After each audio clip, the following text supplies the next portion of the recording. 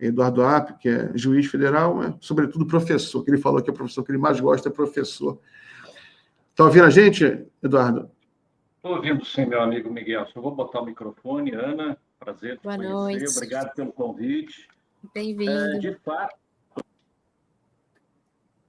professor é uma atividade nobre que só me engrandece. Pena que os professores aqui no Brasil, né, não sejam assim tão prestigiados como antigamente ou como deveriam ser, na realidade, né? O processo de formação, especialmente nas faculdades de direito, né, está um pouco deteriorado, está um pouco massificado. Nós temos algumas opções que estão acontecendo também no ensino à distância.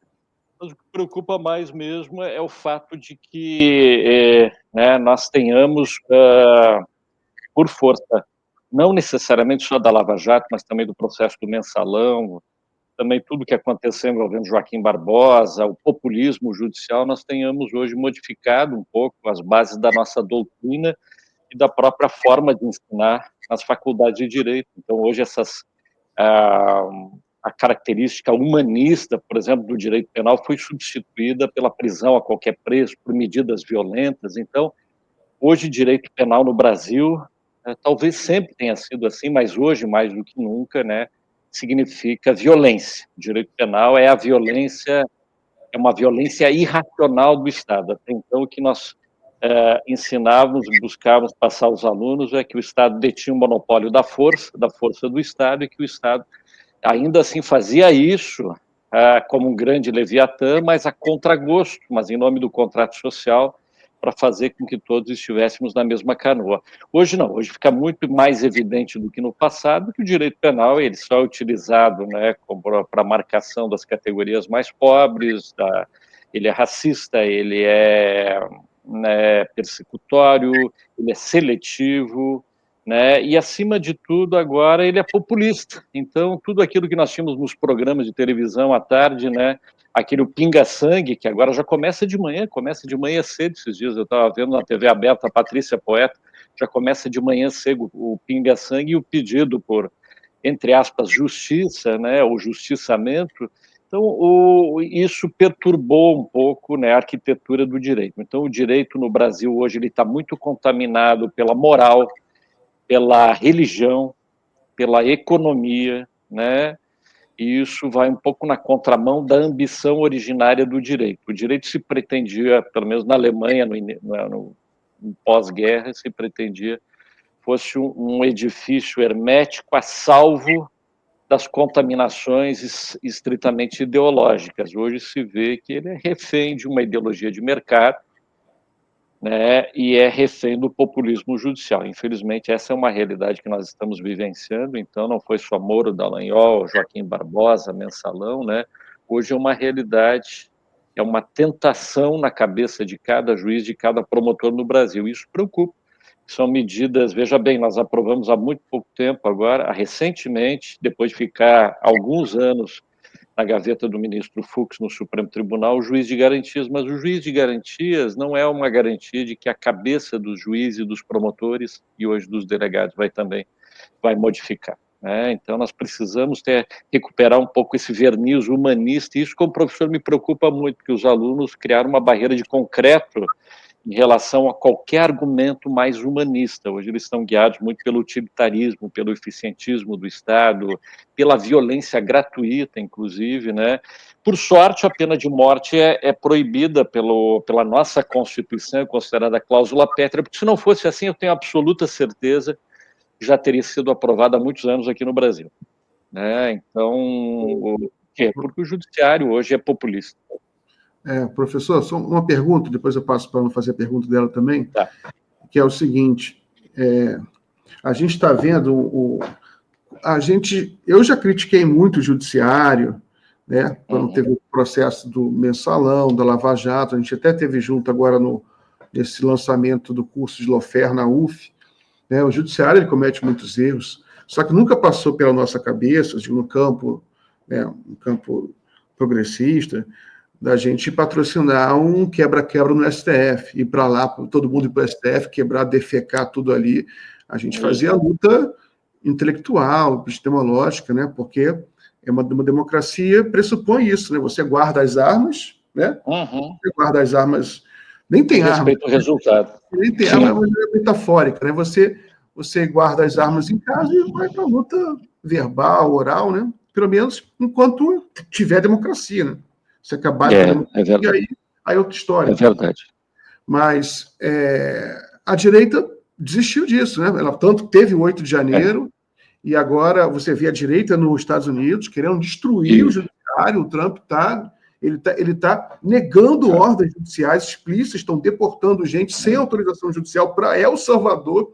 Deportaram agora um rapaz por engano, ainda admitiram que foi por engano. O presidente de El Salvador, Bukele, ele agora na Casa Branca, falou: não vou devolver. O Trump fala assim: não, é bom porque aí o judiciário não tem mais como jurisdição sobre os presos. Todo mundo assim horrorizado, assim no campo mais democrático dos Estados Unidos. E aqui no Brasil também. Tanto que o sonho dos bolsonaristas é eleger uma bancada de senador para controlar o STF, fazer o que eles quiserem. Né? E essa loucura. Como é que você está vendo esse ataque da direita ao judiciário?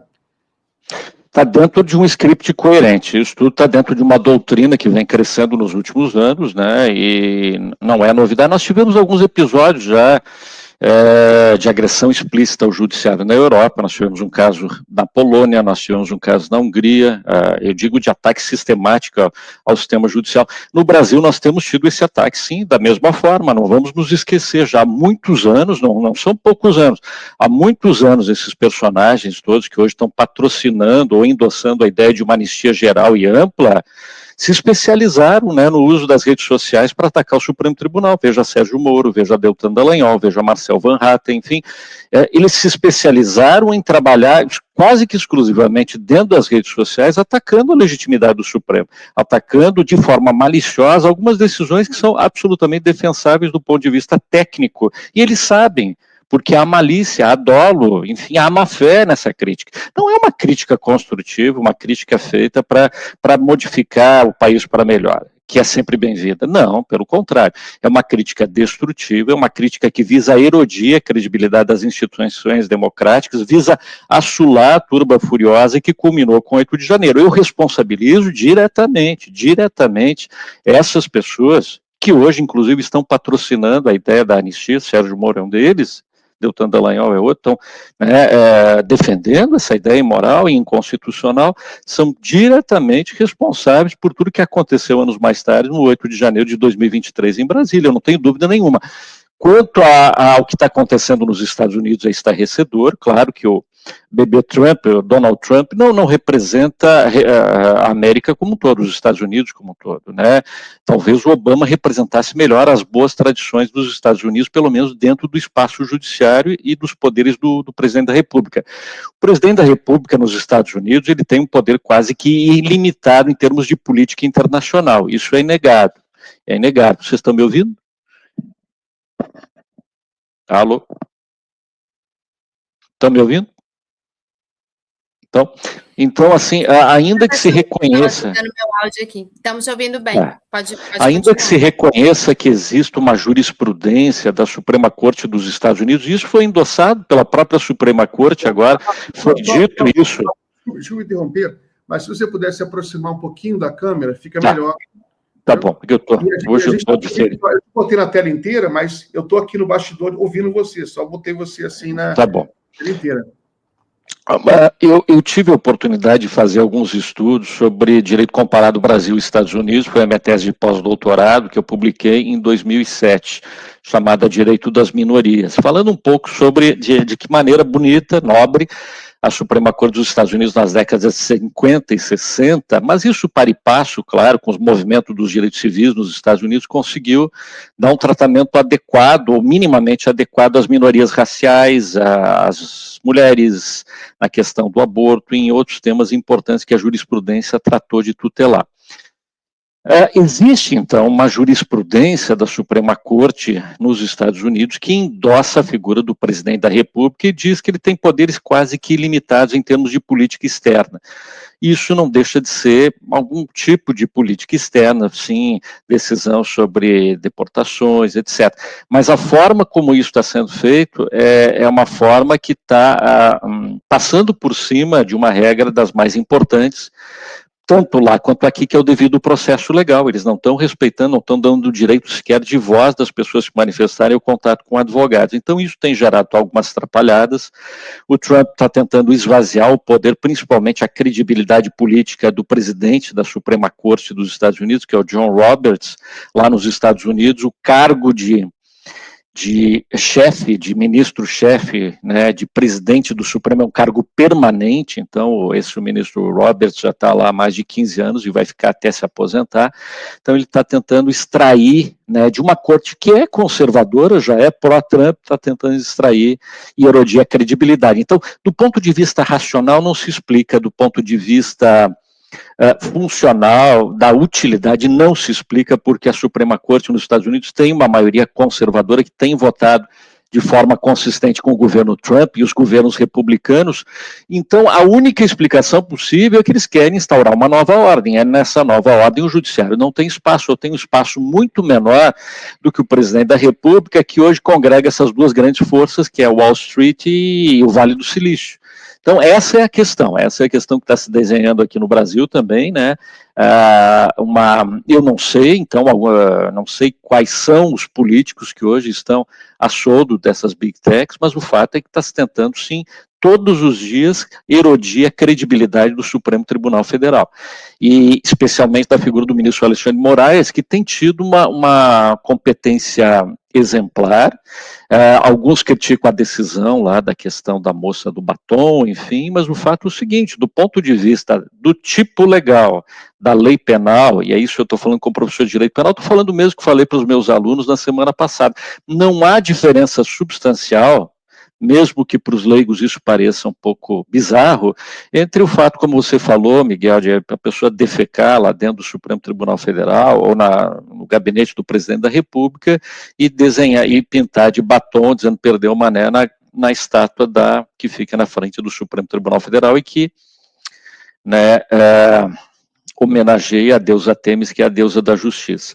Porque ambos são assoamentos, né, das condutas coletivas, ambos são endossos à derrocada do processo eleitoral que foi legítimo, e mesmo os assessores do ex-presidente Bolsonaro sempre concordaram que não houve fraude nas últimas eleições, que elegeram o presidente Lula, e então, assim, as pessoas que estavam lá sabiam perfeitamente o que estavam fazendo, não eram só massa de manobra, esses que, alguns eram, provavelmente sim, não sabiam exatamente por que estavam lá, mas na sua grande maioria as pessoas que estavam lá estavam endossando, sim, que não se respeitasse o resultado legítimo das urnas, o resultado das eleições, estavam dizendo, então, para uma maioria que votou no atual presidente, que esse resultado não valia. Isso não se faz em nenhuma seara política, em nenhuma eleição, nem mesmo nos esportes isso seria aceitável, que a torcida do time perdedor invadisse o estádio e fizesse com que o juiz mudasse o resultado, né? Então isso não se aceita, né? E essas pessoas estão respondendo criminalmente por isso, enfim, não vou nem comentar a questão do tamanho das penas, mas apenas um fato evidente, que essa anistia que está sendo costurada, ela é inconstitucional, ela é manifestamente inconstitucional, porque ela ofende a separação dos poderes. O Supremo está julgando os processos. Você não pode aprovar uma lei para interferir diretamente numa atribuição do Poder Judiciário, num julgamento legítimo do Supremo Tribunal Federal, assim como o Supremo também não vai dar uma liminar, e essa seria a correspondência, o toma lá da cá, o tarifaço do Supremo, seria dar uma liminar e suspender o processo de aprovação da anistia. Então, isso é separação entre os poderes. Então, o Supremo julga, o Congresso legisla, mas a tentativa que está sendo posta à disposição dos deputados federais hoje na Câmara é de dar uma anistia que interfira no resultado de processos, inclusive, já julgados. E isso é inconstitucional. Eu não tenho dúvida nenhuma que o Supremo, se isso for aprovado, vai julgar como inconstitucional. Isso, se não for por unanimidade, vai ser por pelo menos 9-0. Professor e juiz Apio, eu queria te fazer uma pergunta, porque você falou do conhecimento sobre os Estados Unidos, né? A justiça nos Estados Unidos. Estava até Sim, conheço bem. Um artigo seu recente que saiu, chama-se Trump decretou estado de sítio, né? Você comenta um artigo que teria saído no New York Times, que saiu no New York Times, por dois constitucionalistas, né, dos Estados Unidos, o Lawrence São os dois Chalmers. maiores, são os maiores constitucionalistas, hoje nos Estados Unidos. Pois é, eu achei interessante porque você falou exatamente aquilo que nós que conhecemos a história sabemos um pouco, né? Você começa numa escalada de autoritarismo, né? Você tem aquela moça estudante turca, mandada para longe da universidade, aquele professor pós-graduando, né, palestino, agora essa demonstração também da Embaixada dos Estados Unidos com relação a duas parlamentares nossas do Brasil, de negarem a elas um visto de acordo com a documentação que elas têm como cidadãs brasileiras identificadas com gênero feminino. Então tem toda essa escalada. Você acha que os Estados Unidos estão escalando para um nível de autoritarismo sem precedentes assim no último período? Essa é uma pergunta. E a outra pergunta, casada um pouco com o processo brasileiro, né? O bolsonarismo tem hoje lá um representante, o Eduardo Bolsonaro, e que tem grande expectativa de que dos Estados Unidos saiam medidas constrangedoras da justiça brasileira, né? Você acha que isso pode mesmo acontecer? Isso vai acontecer como eles têm propalado? Não, eu acredito que, né, que eles não vão chegar a esse ponto. A credibilidade do Trump foi esvaziada. Saíram as últimas pesquisas sobre a popularidade dele, caiu drasticamente, especialmente entre os mais jovens, né? Então, eu acredito que hoje, a partir do momento em que ele estabeleceu essa guerra comercial contra o mundo e que acabou só galvanizando forças em torno da China, ou seja, produziu o efeito diametralmente oposto ao que ele pretendia. Todos, então, hoje, contra, né, essa política do tarifaço, e a China meio que liderando, né, esse bloco, ainda que nós possamos falar em multilateralismo, né, mas a comunidade europeia em pé de guerra. A primeira-ministra da Itália chegou, me parece entre hoje ou amanhã deve estar chegando em Washington para tentar ser uma porta-voz, porque os demais líderes europeus não estão conseguindo sequer falar com o governo Trump. O governo chinês também reclama que não tem com quem negociar e como negociar, não tem base nenhuma para negociar. E agora em essa guerra declarada contra a Suprema Corte dos Estados Unidos, que, repito, tem uma tradição democrática republicana, de simplesmente ignorar uma decisão tomada por unanimidade, né, em que se determinou claramente ao Poder Executivo que tomasse as providências necessárias para que se fizesse o retorno desse cidadão deportado de forma ilegal e de forma equivocada. Então, a história ensina que aquele que, né, deflagra uma guerra em várias frentes acaba sendo vítima dessa própria guerra. Então, eu não tenho dúvida que o resultado já está sendo produzido, alguns trilhões foram queimados, né? A credibilidade dos títulos da dívida norte-americana já ficou em xeque, pelo menos durante alguns dias. Então, me parece que a política do Donald Trump está só realmente, né, recrudescendo essa, né, essa antipatia que algumas pessoas, especialmente aqui na América Latina, têm em relação à política externa norte-americana, de dizer que, né, a América Latina é o quintal dos Estados Unidos, enfim, sem respeito à soberania.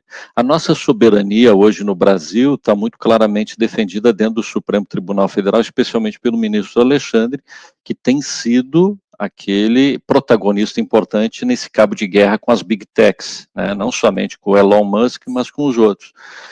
Então, o Estado Nacional depende dessa soberania e a nossa soberania hoje está concretizada, está exposta através da nossa jurisdição. Então, o momento sim, é um momento de avaliação, de reflexão, o mundo está em transformação, mas se imagina que essas medidas, por exemplo, cancelar o visto de turista do ministro Alexandre, tomar medidas contra bens e patrimônio dos ministros supremos nos Estados Unidos como forma de constrangê-los, emparedá-los, né, enfim, sequestrá-los. Né, eu não acredito que isso vá à frente. Tem pessoas de bom senso, inclusive hoje no Departamento de Estado dos Estados Unidos, esse pessoal vai entender que em termos de política internacional não é um bom negócio. O ministro Alexandre está muito fortalecido, se você fizer uma pesquisa de opinião, né, a maior parte das pessoas compreende claramente que qualquer anistia é ruim, nesse caso, compreende que a mão firme do Supremo impediu um golpe de Estado militar e compreende que todos nós hoje estaríamos com um Brasil muito pior, né, se não fossem esses dois personagens centrais, o presidente Lula, que teve fôlego para ir para uma terceira eleição, de forma heróica, e o ministro Alexandre, que mostrou que veio, que é uma pessoa que não se intimida, que é uma pessoa firme na jurisdição. Então, né, ponto para o ministro Toffoli quando designou o ministro Alexandre como presidente do inquérito das fake news, porque realmente, se fosse um outro ministro, eu não sei se hoje nós não estaríamos vivendo sob uma ditadura, honestamente. Eu acho que ele foi realmente um ponto importante. O brasileiro tem sorte, como eu falei lá na palestra sobre direito lá em Niterói, que o Miguel estava presente, né? Então, o brasileiro tem sorte de ter esses dois personagens políticos importantes e que tiveram a mão firme, né? Agora fica claro todo esse legado agora para o ministro Fachin, que vai presidir as próximas eleições, vai presidir o Tribunal Superior Eleitoral. Tem o ministro Barroso, que vai estar, então, até setembro, salvo engano, na presidência do Supremo Tribunal Federal, né? A imprensa tem dito, e algumas figuras como o Cacai têm repetido essa ideia de que ele, né, em princípio, vai querer julgar esse processo do 8 de janeiro até a sua saída em setembro, né, porque entende que é algo importante em termos de carreira, seria o apogeu da carreira dele como juiz do Supremo Tribunal. Vamos aguardar. A Marga Torque, que está aqui nos nossos comentários, leu meus pensamentos aqui. Eu falei, ela falou, só tem o Dino com a mesma coragem, mas entra após tentativa de golpe. E o ministro Flávio Dino, de fato, o ministro Flávio Dino é muito corajoso. Verdade. Eu também tenho pensado sobre isso, sobre essa questão do judiciário. A gente só valoriza uma coisa quando sente falta, né? Quando falta, né? E a questão a importância do judiciário para a democracia ficou bem clara agora no Brasil. A gente vê, por exemplo, o caso dos Estados Unidos, em que você tem um Elon Musk, que você mencionou, que é uma espécie de quase primeiro-ministro da Casa Branca, né? Claro. Ele é o homem mais rico do mundo. Então, a gente vive quase uma caricatura da plutocracia, né? O homem mais rico do mundo é o primeiro-ministro dos Estados Unidos, né? Entre aspas, né? E ele já ameaçou explicitamente todo parlamentar americano.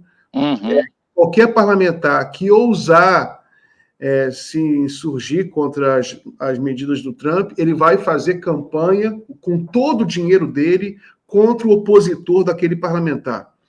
Então, com isso, ele aterrorizou e ele enquadrou todo o legislativo americano, e ele agora começou a ameaçar os juízes, né, dizendo numa democracia quem manda é o presidente, o juiz não manda nada. Aí a gente vê que como os Estados Unidos, inclusive por isso que a direita brasileira ela quer derrubar a legislação eleitoral toda virou um problema, porque se não tivesse um judiciário e também um TSE com uma legislação eleitoral rígida, onde é que a gente estaria agora, hein, Apio? Durante o governo Obama, eu estou lembrando que a Suprema Corte dos Estados Unidos decidiu uma questão bastante sensível e que não se poderiam impor limitações ao uso do dinheiro nas eleições, né, e que o debate público poderia ser fomentado com recursos privados. Está se mostrando um grande erro, né, esse caso do Elon Musk é exatamente isso, né, se não existe nenhuma regulação, não existe nenhum limite para que o dinheiro privado interfira no resultado das eleições, as eleições acabam sendo compradas. O Elon Musk chegou, inclusive, a pagar pela inscrição de eleitores, pagou por voto, na prática é isso. Aqui no Brasil, o que ele fez nas eleições lá nos Estados Unidos seria considerado crime eleitoral de compra de votos, sem a menor dúvida, isso... lá, né, acabou sendo por um outro lado, de liberdade de expressão, enfim, mas o fato concreto é esse, ele ajudou a comprar as eleições, né, não que o Trump não tivesse sido eleito, acho que seria eleito de um jeito ou de outro, porque a inflação tinha disparado, e havia uma insatisfação muito grande lá dos eleitores do Biden, especialmente com a questão da guerra, que estava custosa também. né? Mas o fato concreto é esse: ele implodiu as bases do relacionamento comercial, ele implodiu as bases do relacionamento diplomático, especialmente com a Europa, porque a Europa tem receio, né, de que, né, a Ucrânia não sirva de um anteparo ali na colocação de mísseis voltados contra os países europeus. Então há um receio disso. As pessoas têm medo do Putin, né, na Europa. Esse é um fato também que não se pode negar nem jogar para debaixo do tapete. Então essa união entre o Putin e o Donald Trump, claro que causa um grande receio lá na comunidade europeia. E do ponto de vista interno, né, o que ele tem feito é isso, é perseguir universidades, perseguir, não só as universidades, não é só a Universidade de Harvard, é qualquer instituição de ensino que receba financiamento, fomento do governo federal, que atinge também as escolas de segundo grau lá. Atinge tudo, pode atingir até refeitórios de escolas, tudo. Com base nessa ideia de que as escolas não teriam autonomia para estabelecer qualquer tratamento mais benéfico às minorias, especialmente às minorias raciais. Inclusive na Califórnia, onde você tem um contingente grande de minorias raciais. Então, tudo aquilo que foi criado nas décadas de 50 e 60 para a proteção das minorias, a legislação e os poderes concentrados na mão do executivo, tudo isso está sendo utilizado como um canhão contra as minorias hoje, está sendo utilizado com a finalidade diametralmente oposta da que foi historicamente criada. As razões de ser da criação dessa legislação foram para proteger as minorias. Hoje está se fazendo exatamente o inverso.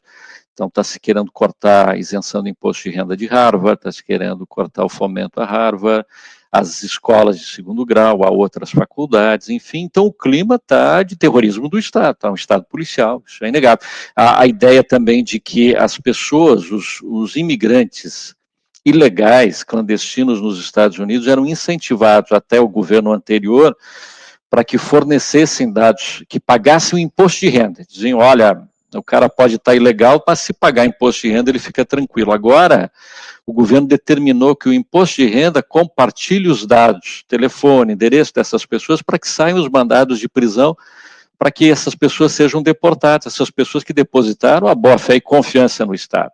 Então, hoje está uma guerra contra todos, basicamente falando, né?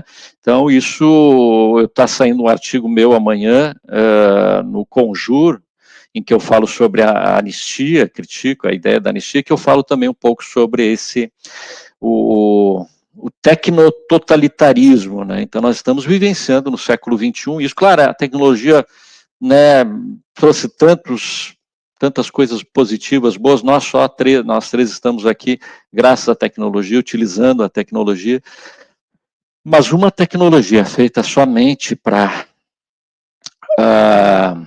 fora do espaço político representativo, anular os poderes eleitos, anular as instituições constituídas, em nome daqueles que não foram eleitos, mas que têm poderio financeiro, isso realmente, né? Isso, ou o Estado dá um basta nisso, eu acredito que a Europa vai ser firme nisso, a comunidade europeia, há uma tradição forte, mesmo na Inglaterra. A Inglaterra tem uma tradição fortíssima de intervenção do Estado nos negócios privados. Veja, a própria BBC significa isso, é a principal rede de TV, comunicação, ela é pública.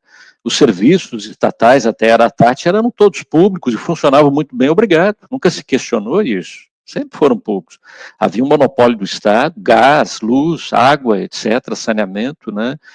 Mas, então, eu acredito que a Europa como um todo, inclua aí a Inglaterra, vai dar um não, vai dar um basta nisso, porque nesse duelo ao meio-dia de Velho Oeste, nós temos o Estado de um lado e o totalitarismo, as big techs de outro. Então, não tem espaço para os dois no mesmo planeta. Não existe essa possibilidade. Dentro de uma democracia. Então, eu acredito que as posições do ministro Alexandre estão corretas. Essa queda de braço agora que ele estabeleceu com a Espanha está correta. A Espanha cria tradicionalmente vários problemas na cooperação judiciária internacional. Eu lembro quando eu estava conduzindo o caso do Tacla Duran, olha, quantos problemas a audiência nacional, que equivale ao Supremo Tribunal, nos criou, para fazer cumprir medidas simples. Então, assim, não me surpreende nem um pouco, acho que ele está sendo firme e está correto. Cooperação judicial internacional é isso. Eu ouço uma testemunha aqui, se você ouvir uma testemunha minha aí. Eu prendo uma pessoa aqui, se você prender aí. Eu extradito, se você extraditar aí. Salvo casos manifestos em que o judiciário trabalha com um sistema de lawfare contra uma classe determinada de pessoas. Não é esse caso. Esse caso, as decisões estão embasadas na lei brasileira, estão fundamentadas, está tudo muito preto no branco, tudo bem... Muito bem correto, né? Não existe uma derrogação do Estado de Direito, existe uma legislação que evitou um golpe de Estado contra o Estado de Direito, contra o resultado das eleições. Então, o Supremo Tribunal tem feito seu papel, sem dúvida alguma, né? Como fez durante a Covid, tem feito agora, durante essa crise política, e o Brasil vai sobreviver mais forte, melhor, mais saudável do ponto de vista constitucional depois que tudo isso passar. Quando passar essa ressaca e a poeira da guerra baixar, a neblina do conflito baixar, nós vamos ter hoje aqui no Brasil uma democracia constitucional mais consolidada, mais firme do que a democracia nos Estados Unidos, que está se mostrando cada vez mais exclusiva, cada vez menos inclusiva, cada vez mais contrária às minorias, cada vez mais contrária às tradições republicanas, mas faz parte do jogo democrático. Eu apenas reconheço que o ex-presidente Obama representava muito melhor, pelo menos no plano das relações políticas, né, tirando, claro, aqueles grampos lá contra a presidente Dilma, mas do ponto de vista assim, político, né, era uma pessoa que tinha uma devoção pelas instituições e pela democracia. Então, ele representa muito mais essa longa tradição, já que os Estados Unidos têm a primeira Constituição escrita do planeta, do que o presidente Trump. O presidente Trump, como foi o presidente Bolsonaro aqui, é um acidente de percurso na história lá de um país fantástico como são os Estados Unidos. Então, eles vão ter que passar por isso. Só que quando passarem por isso, vai ficar ressaca, as instituições vão ter menor credibilidade, a Suprema Corte vai sair um pouco menor, os próprios títulos da dívida dos Estados Unidos, que hoje estão nas mãos basicamente dos chineses, vão sair com menor valor ou menor credibilidade. Então vai sair dessa disputa um país menor do que entrou. E o Trump vai sair do tamanho que entrou, ou seja, né, uma pessoa que não tinha as condições para ser um estadista em termos globais, como é, por exemplo, o presidente Lula, né? Anos-luz de diferença. Apio, agradeço muito a sua participação. Obrigado. Tá? Um forte abraço, bom feriado para você. Abraço, amigos, estamos juntos. Vamos esperar aí o dia de Tiradentes, lembrando dessas figuras da República de Curitiba e torcendo para que não voltem nunca mais, né, para o cenário judiciário. Para nós, né, o sistema judicial foi uma bênção que pessoas como Dallagnol e Moro tivessem migrado do ponto de vista definitivo e formal para a política. Política sempre fizeram, né, mas que tivessem saído da estrutura, pena que deixaram lá os seus bajuladores oficiais, né, nos tribunais, em alguns lugares, enfim, e nós estamos lutando todos os dias para que isso não se consolide. Obrigada, viu, professor? Obrigado. Bom final de semana. Um abraço. Tchau, tchau.